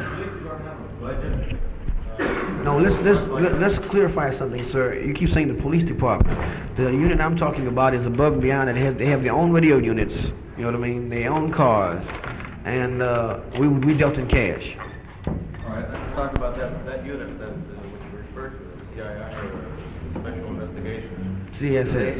Do they have a special fund using taxpayers' money to provide funds for organizations like us and other groups? I would imagine so. They come up with the cash every time they need it.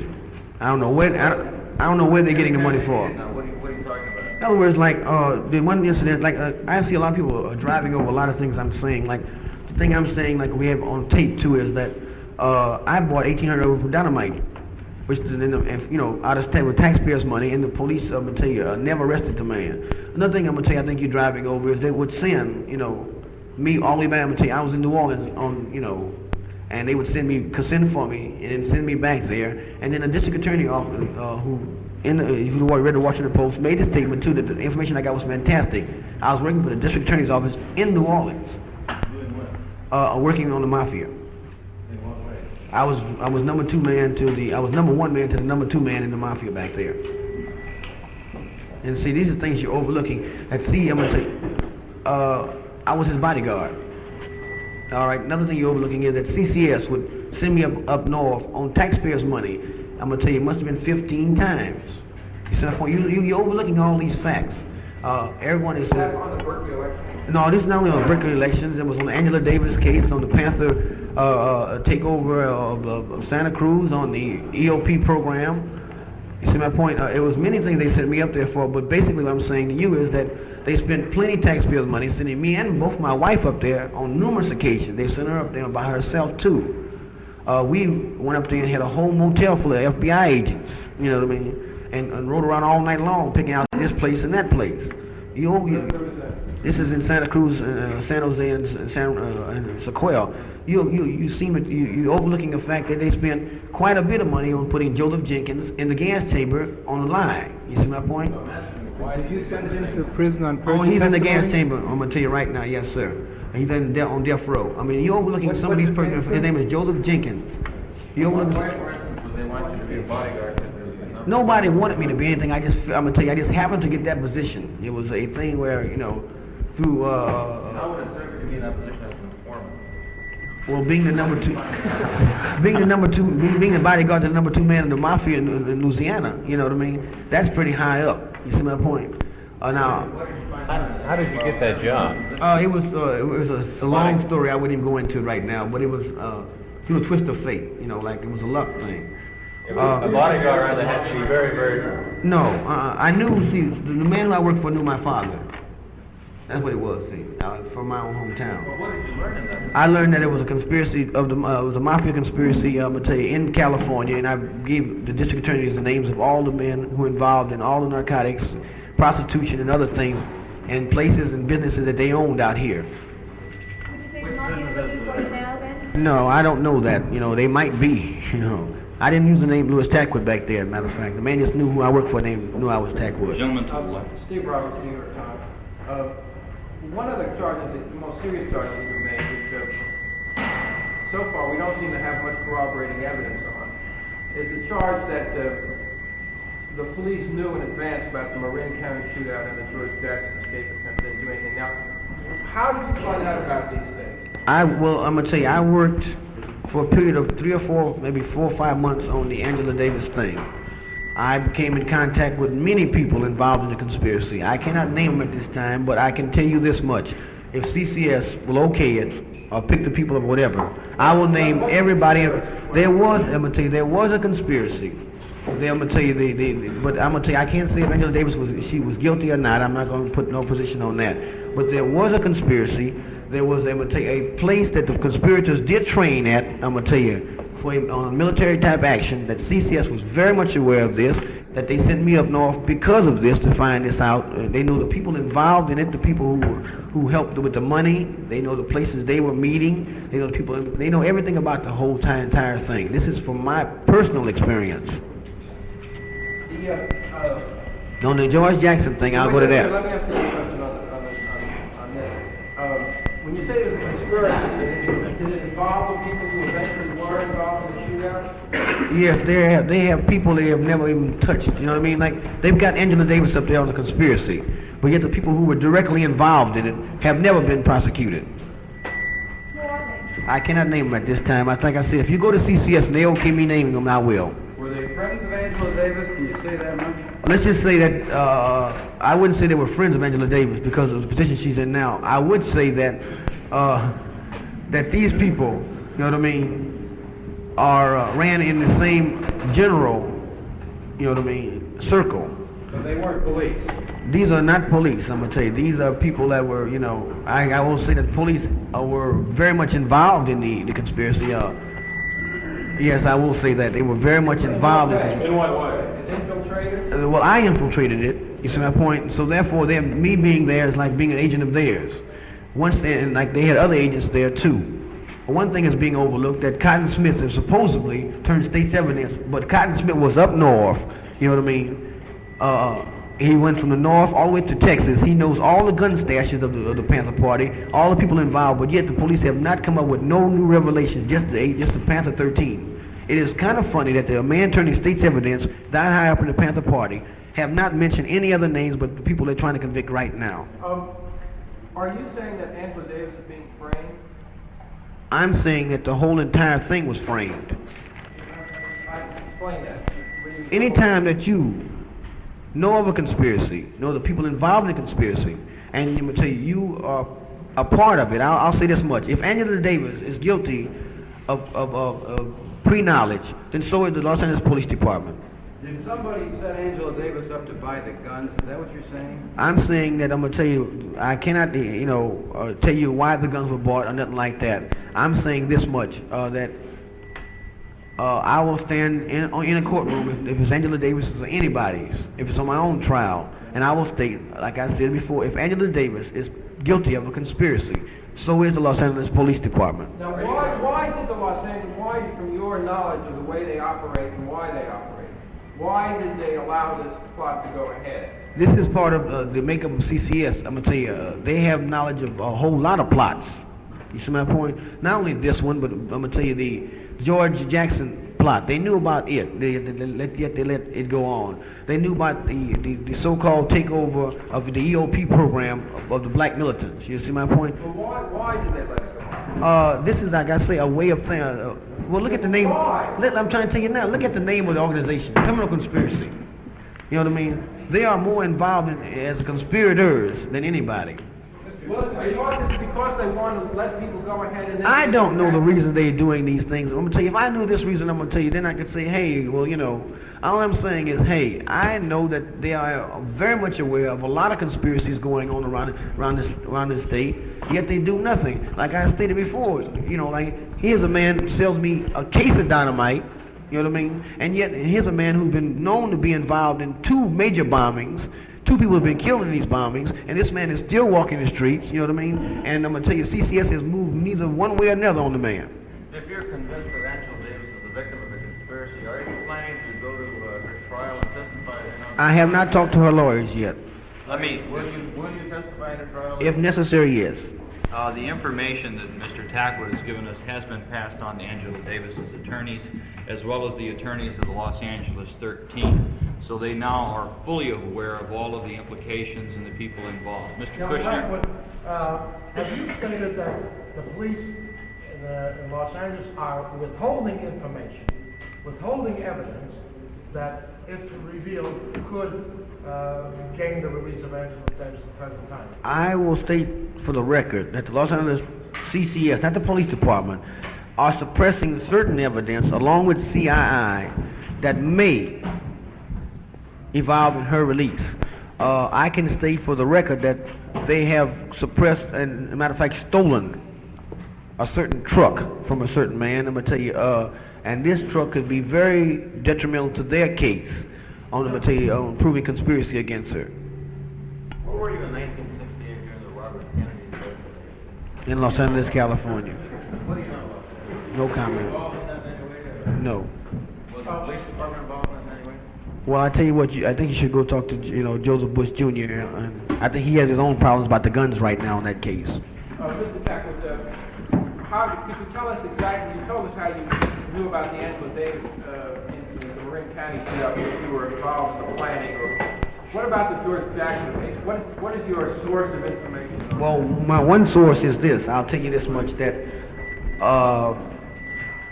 I have an officer who I had never been lied to by before tell me of this fact.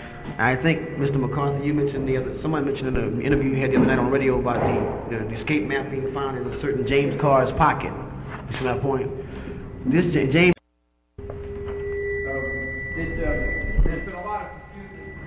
Did you know directly from Carr about this plot, or just from Sheriff? I'll tell you this much too. 4 or 5 months ago, and this is part of CCS's record. I'll stand on it, and I'm gonna tell you that if they show the files, it's there. I was told by a member of a militant organization that he had gained his release from prison for the specific reason of leading the next breakout of George Jackson.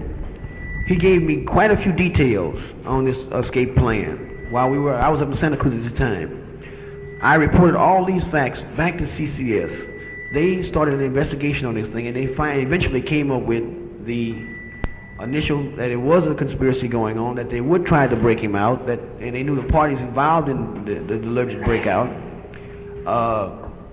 They knew through letters from San Quentin, that they had this thing.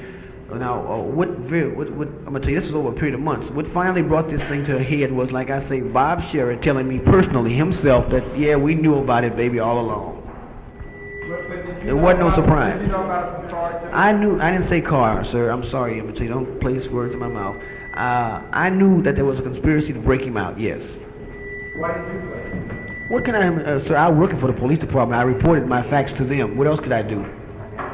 Can you give us any more details about what that conspiracy involved? Only that it was I don't know what the initial final plan was. I just know that I was reported that the squad was training for this would not try to break him out themselves, that he would get out, and once he got out, they would, make, an effort to get him out of the country. You know what I mean? Once he would release himself, Can you identify any of these people or groups that were Just a minute, Mr. Roberts. Mr. Freed, John Freed, Phantom Books.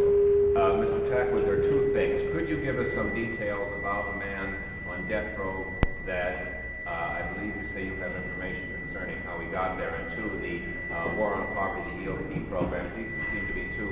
I'll take the EOP program first. You see, while I was up in the Santa Cruz area, I was, in meetings with we can say militant black educators who were planning to. It was a war going on between MECHA, who is the Mexican American organization in EOP, and the Black Student Alliances. The Black Student Alliances stated that there was too many MECHA members in charge of EOP programs.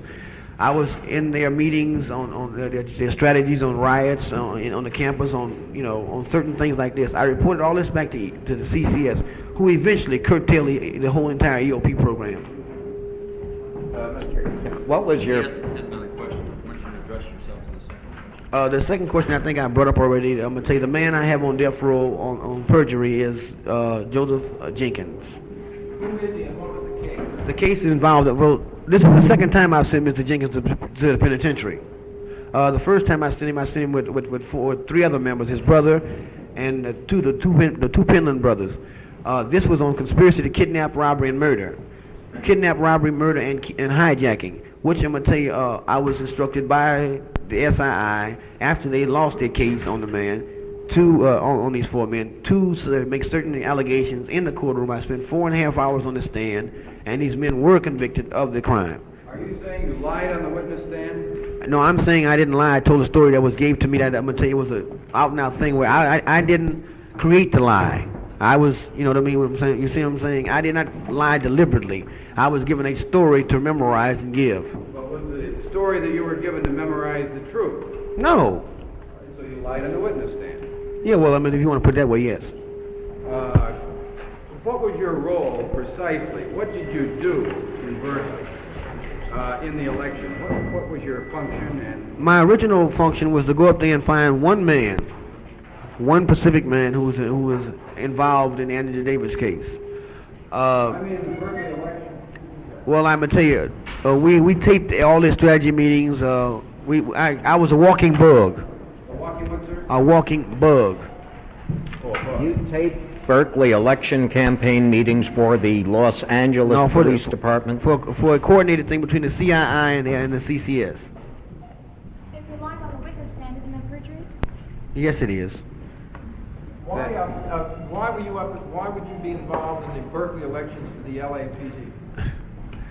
I was called down to CCS and asked would I, go up north with the CI. We went up there for one specific reason. After they found out it was the Black Caucus and the April Coalition thing, they got very much involved in that too. Which candidates campaigns of which candidates did you infiltrate? Diamond Bailey and Ira Simmons.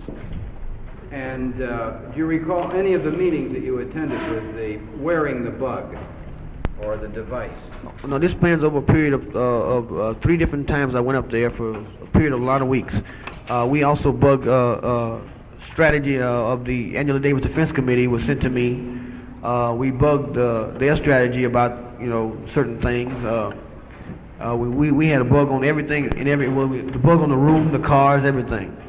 And was there no effort on the part of the Berkeley candidates to determine whether or not their meetings were bugged? As a matter of fact, I think the candidate, I'm going to tell you, Mr. Diamond Bailey, has stated that I was burnt by him.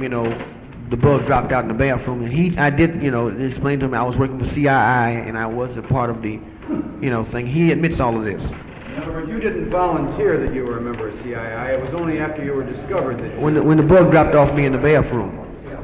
Mr. Tackwood, were you ever told why it was necessary to infiltrate the political campaign? I never asked questions, sir. But you never were told? No, like I say, I never asked questions of my superiors. I just went along with the program. But nobody volunteered why you should infiltrate ostensibly normal political campaign? They didn't consider it a normal political campaign, sir. The officers I was working for up there were 2 ex-Berkeley policemen who had been involved in Berkeley for 9 years, one person, and 7 years the other. To them, it was a major thing because of the implications of radicals taking over city council or whatever, Can you give us names of those 2 policemen? I've been trying to remember. They had long, funny names. Mr. Tackwood, in regards to the Berkeley thing, did Mr. Lucas ask you while you were under the lie detector test whether there was a black city councilman in San Francisco who was a police informant? I think he did. See, what I'm saying, I'm going to tell you, me and Mr. Gugas, I'm going to tell you, it was so much of a cross. Let me explain something to the press. It was so much of a cross going on between, on the part of me, I'm going to tell you, I'll speak to you, with something you didn't know, Mr. Cohen. Mr. Gugas did not want me to take the lie detector test for either Mr. Cohen or for Crip. He wanted me to take it extensively for myself, and this is something you didn't know. My wife was present at these meetings, so she can verify this. I mean, she's not up here right now, so anybody want to go down and talk to her, you can ask her. She'll know I mentioned this. So it was such of a cross going on. Everybody telling me, you're my best protection. They're my best protection. The press is telling me, hey, we're your best protection. Mr. Google is telling me, you're my best protection. Crip is telling me, you're my best protection. The DA's office saying, hey, we can protect you the best too. You know what I mean? So therefore, I didn't know who to believe. You know what I mean? But Mr. Gukas made an extensive test, which I don't think you were even aware of, Mr. Cohen. Was there any question of criminal activity or possible criminal activity being involved in the Berkeley election campaign, or was it a matter of political surveillance? It was political surveillance, sir, of the highest nature. No suggestion of any kind of criminal activity involved. Plus, I'm going to tell you, something that no one has asked me. They wanted to know where all the funds were coming for the radical movement. What exactly were you unhappy with in relation to the LA Times article? Well, I think Mr. Cohen, I'm going to tell you, dealt unfairly with me completely because he editorialized for so long. He left out, how would I put it? He smothered the facts by editorializing a long ways. I think if you read the Washington Post's article, it dealt more fairly with the subject. How would you, now let me ask you one other thing. You've worked for these police officers for a long time. How would you characterize or describe their attitudes toward the people they were investigating? What was the mentality? How would you describe their mentality and their attitudes? Well, I'm going to tell you, they are basically, I'm going to tell you, if we were in I'll put it this way to you, sir. If we were in a Russian-type state or a communist-type state, these men would be the elite of the Corps. They believe totally in the power of the police over the people.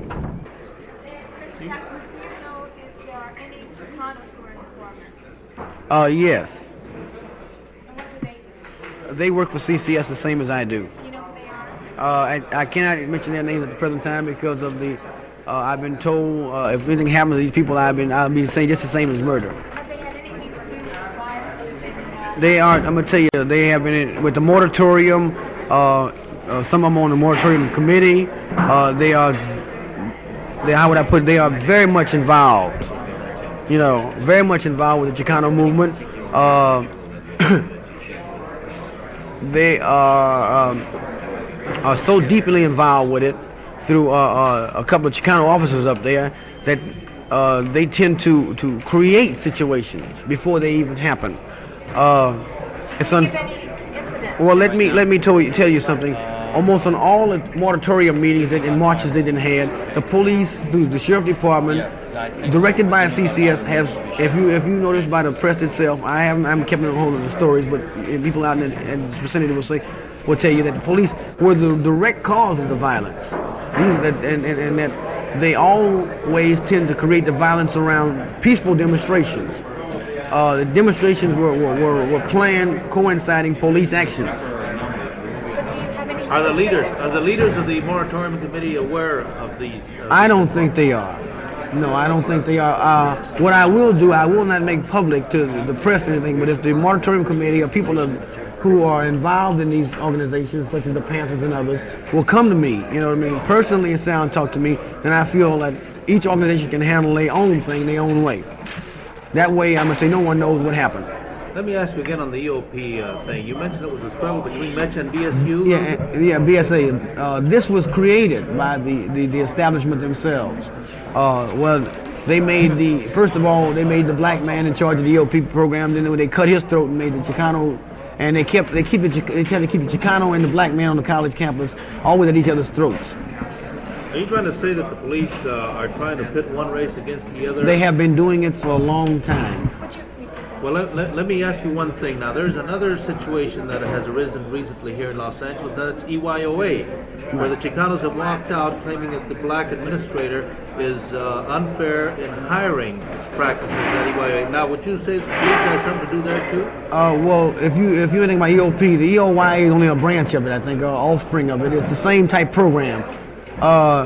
Anywhere you have a situation where it's controlled by one race or the other, the police steps in and become provocateurs through agents.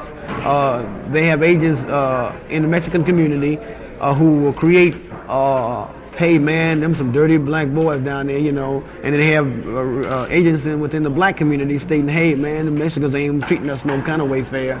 And this creates an atmosphere of distrust between the races. Eventually it creates so much animosity that it's a separation line there. This is the police works on constantly. This is one of their premises. If you can divide them, you can conquer them at all times. This is one of their things. This is how they have built a system across America of the divide and conquer of races. They keep the black man at each other's throat constantly by using the use of neighborhood gangs, the use of other organizations. You see my point?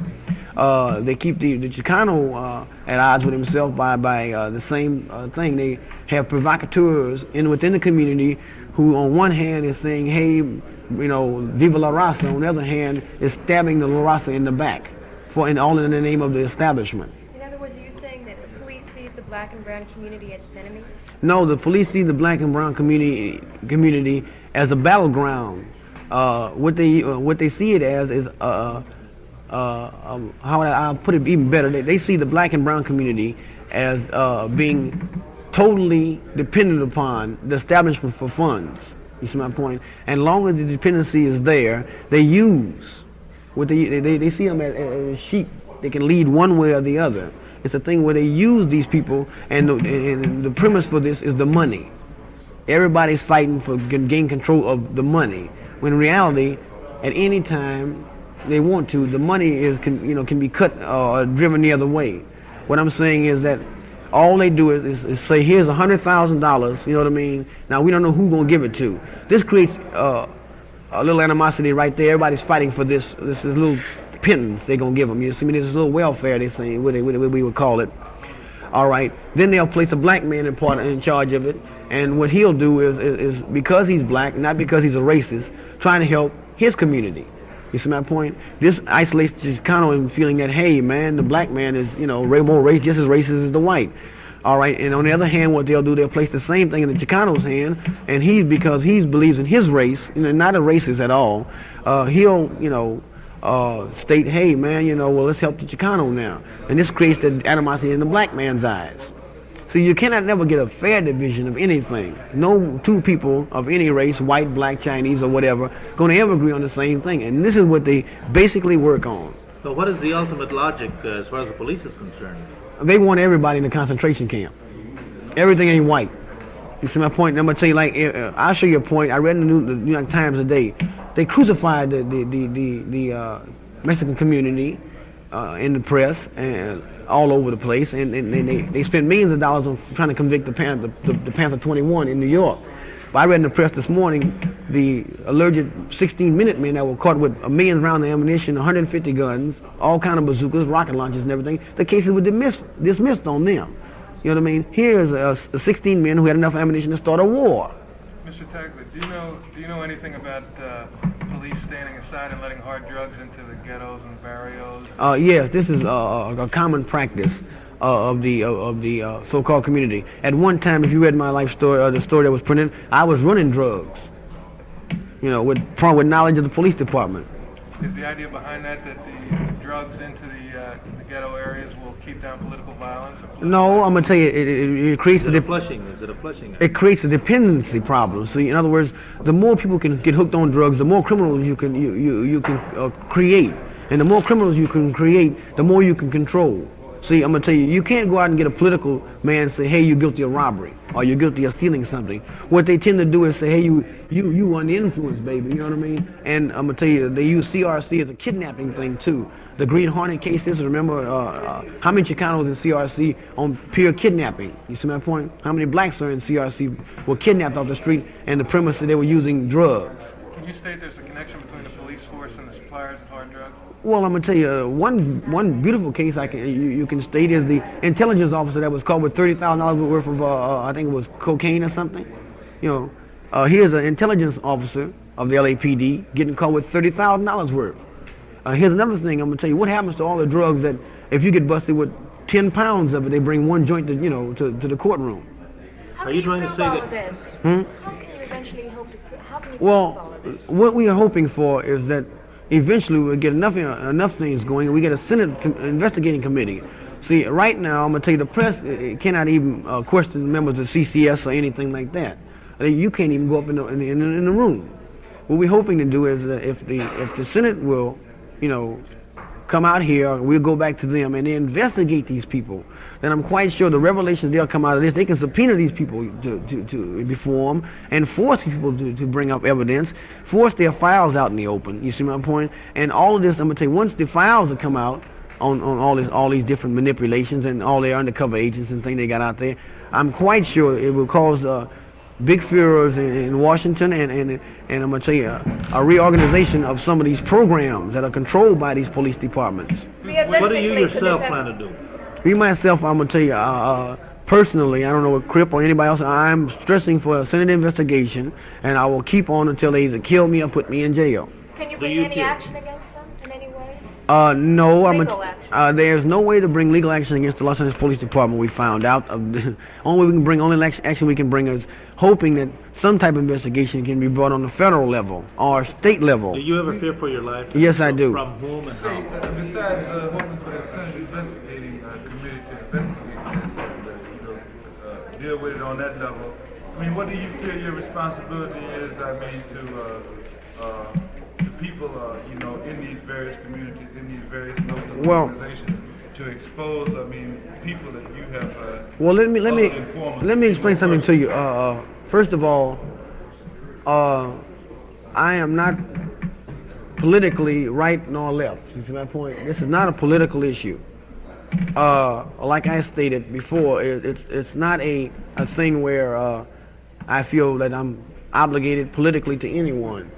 I'm saying that it is time, politically, both right and left, that the police department of Los Angeles, California, stop becoming provocateurs within the community.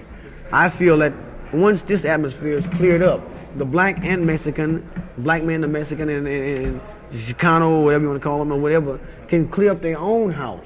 You see Well, my I mean, point? man, at best, I mean, that's long range, man, and, you know, very, very far into the future. Yeah, well- And, I mean, you know, man, of informers and provocateurs. Well, like I stated- in the community right now. You said on Friday that there was at least one newsman here working with the police department. Do you feel now any closer to indicating who that would be? Yeah, well, I mentioned him this morning. I think I talked to him, Mr. Cohen, Jerry Cohen in the Los Angeles Why do you Times. believe that? He was the man who directly contacted the district attorney's office, who sent the 11, Gestapo type agents out to pick me up.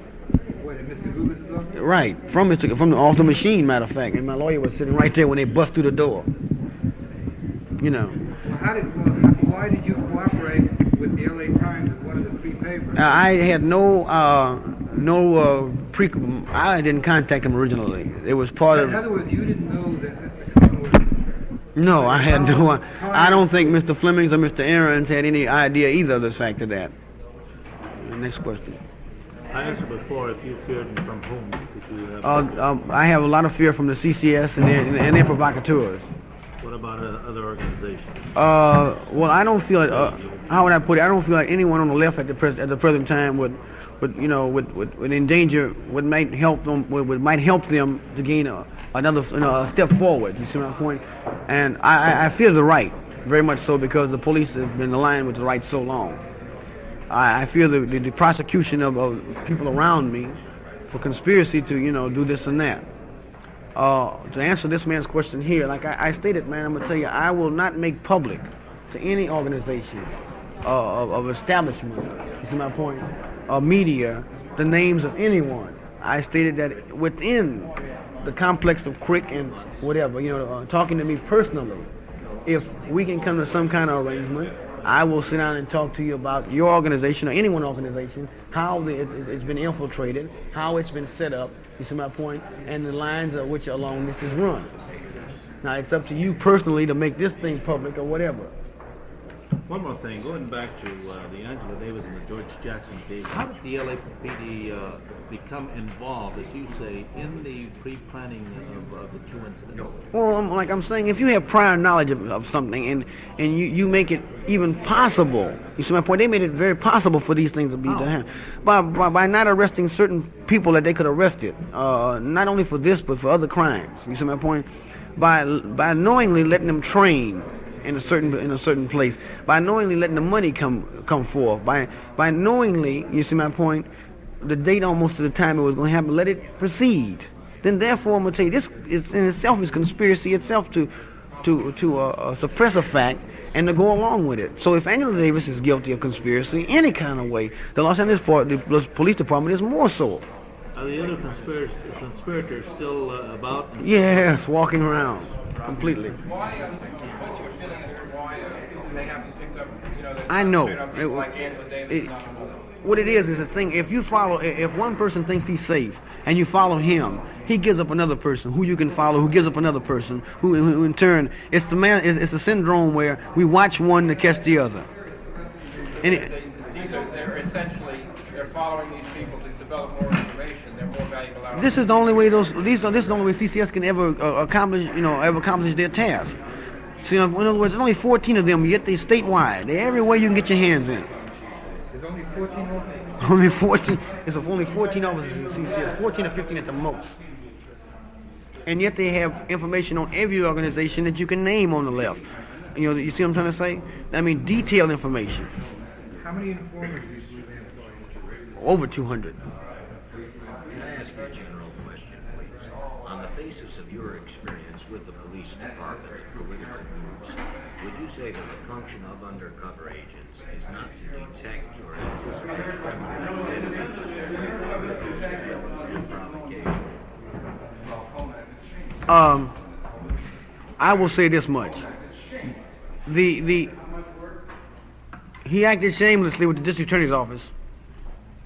What I'm saying is that once some information is found, agents like myself then proceed to build a conspiracy themselves. If the conspiracy is not to the point where it would be an acting fact, we help if necessary, plan the thing. You see my point? And bring the thing off, bring it about. Why is that? To then give them an excuse to... Right, it's only an excuse to gain a further step in the direction of complete police control. In other words, you're saying that it's a basis for victimization of political dissidents. Right, it's a basis for centralization of all police forces. In other words, they're creating... Victimization? Yeah, that's what it is. They're victimizing they're victimizing the public too, using their taxpayers' funds. Mr. Tackwood, in this latest chronicle, Larry Bailey, a councilman in Berkeley, says that your story about his discovering you is not accurate, that you came to him voluntarily. Well, I only got one thing to say about that. Even if I'd have came to him voluntarily, it was his duty as a man on the left involved with black people who knows almost half of Angela Davis, the people on her case. It was his duty as a man on the left, you see my point, who's very much involved in the community as a leader, to go to the man I was investigating and warn him that he was being investigated. But until now, Mr. Bailey has never went and warned anyone about this. Who was the man you investigated? I cannot say it this time. But regardless of whether he found it out or you told him, what I'm saying, he has confirmed it, and he has stated he never told anyone. And I had been up there, man, months, a period of time. What I'm saying to you is, like, if someone comes to you with a bug with two white boys and say, hey, I work for the police department, if I said I work for them, you see my point? Or if you caught me, it is your duty as a black man involved in the community, supposed to be a leader, to go and make this news public. I'm sorry to go over this ground again. I want to get properly. You talked a lot about a training camp in Santa Cruz. This was found. This was prior to the Marin County. Prior and after, and this was found. I cannot say any more on the subject. I don't think this is part of the case that's still pending. You know. What case? You mean the Marin County case? Steve, there are cases right now pending, are legal and cases. this is There part are of it. implications in this, and until the attorneys in those cases give us the go-ahead to release that information, we simply can't do it. I mean, we're trying to give as much information Mr. Tackwood has made available as possible, but at the same time not to prejudice defense case in court. Which case? You're talking mainly about the Angela Davis? No, I'm talking about the whole situation that evolved out of his work in the North, and that includes a lot more people than Angela Davis. We're not specifically relating to Angela Davis. There are other cases which are under investigation either by CII or CCS, which are involved in terms of conspiracy. I think I can say this much, that the police department are still compounding conspiracies on people, and nothing is still involved in creating certain conspiracies. It would be unfair to the people who are under this type of vicious, and vindictive investigation to make anything public right now. You said you had documentation about the San Diego bombing. This is something we're holding on to because we are still investigating. We're coming up with more things out of San Diego that would even build a better case for us. Some things I didn't even know about. And I think Mr. McCarthy and Crick, when it was time to bring out this investigation, we will. But it's in the investigation stage, and there's been some very nice startling facts made. Who's investigating? A whole number of people. Well, Crick is one of the organization, and we are in touch with some people. Crick, Citizens Research and Investigation.